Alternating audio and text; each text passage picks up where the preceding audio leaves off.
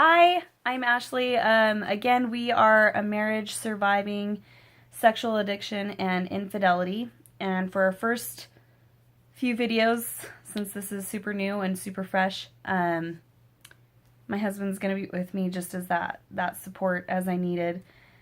But I wanted to start off the very first video, the one that I wanted to do, and he's just kind of here for moral support, but is what I needed for the first couple of weeks after finding out about my husband's pornography addiction and his affairs. I would say the very first thing I needed, above all, is empathy.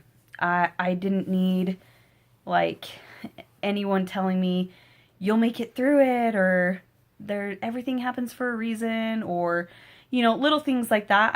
Those were things that were actually more painful in the process. What I certainly needed was, I'm so sorry. That's really kind of all anybody can say. I'm not looking for a fix it, because nobody can fix it. I wasn't looking for mind-blowing advice. I think when a tragedy happens, like, we feel like, oh, there's a word limit that we have to hit to show that we truly care or something. But really, I pretty much just needed to hear I'm sorry, from family, from best friends, especially lots of people don't share it with a ton of people. Again, our situation, lots of people heard, but, most of the time it's just really close people that you want to protect your loved ones. And I got that. I really did. I understood that my family wanted to love me, or anybody who would try to give maybe more advice was doing it out of love and goodness. But I really just needed, I'm so sorry, and maybe to cry some tears with me, or just give me a longer hug, something like that. That is what I needed. Very simple, very basic. I also very much so needed extra help with my kids. So, like, if anybody was willing, that I trusted, to take my kids, to play with them, to feed them, to just to do anything with them, I needed that, because for a little while, when you're so hunkered down in depression and sadness from finding all this stuff out, it was really hard for me to get the energy to play with my young children. They want mommy to play, and I just kind of wanted to lay in bed, I'll be honest. And you don't know how to explain what you're going through. So if they'd come and family members would take my kids, they would take them for the night sometimes, because Chris and I would need to talk a lot. Or they took him just because there was contention, lots of contention in the home, and I wanted my children protected from that.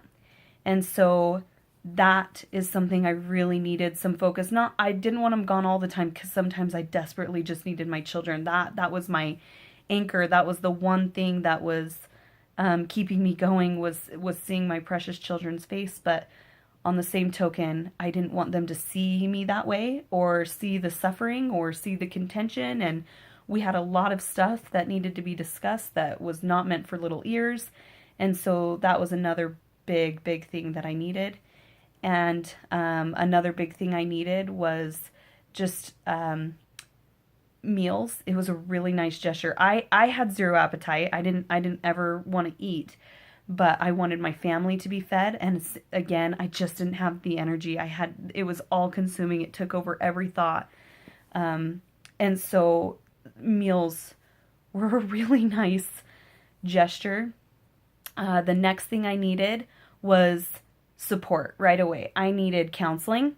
I needed, if I knew anybody that was going through this, and at the time I didn't really, but if there was, I needed somebody safe that I could talk to and vent to, because my mind wouldn't shut off. I mean, you don't sleep, you don't eat. I thought about it while brushing my teeth. I thought about it every second of the day, especially for the first few weeks.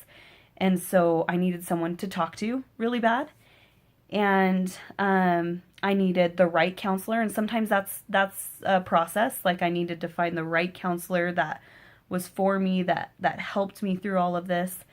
I needed, above all, good friends, good family that every once in a while they'd send me an uplifting quote or something like that, or just said, I'm praying for you. And it meant the world to me because I didn't want to be forgotten. I didn't necessarily always answer the text or the door when it was being knocked on because I wanted to be alone. But I also didn't want to be alone at the same time. And it felt really good to have people, come and offer that support. But again, the above all thing that I needed was I needed God. I needed God in my life. I needed prayer. I needed to make time with him and know that he would help lift my burdens. And so I would say for the first few weeks, those suggestions, some of them I got, some of them I didn't get. And as I've contemplated and processed what would be helpful for this first little while, and sometimes people would be like, well, what do you need? And it's so hard to answer that. You don't know. But as I've contemplated, I would say those were the main priorities of the things that I desperately needed when finding this all out. And so I wanted to share that with you. Thank you.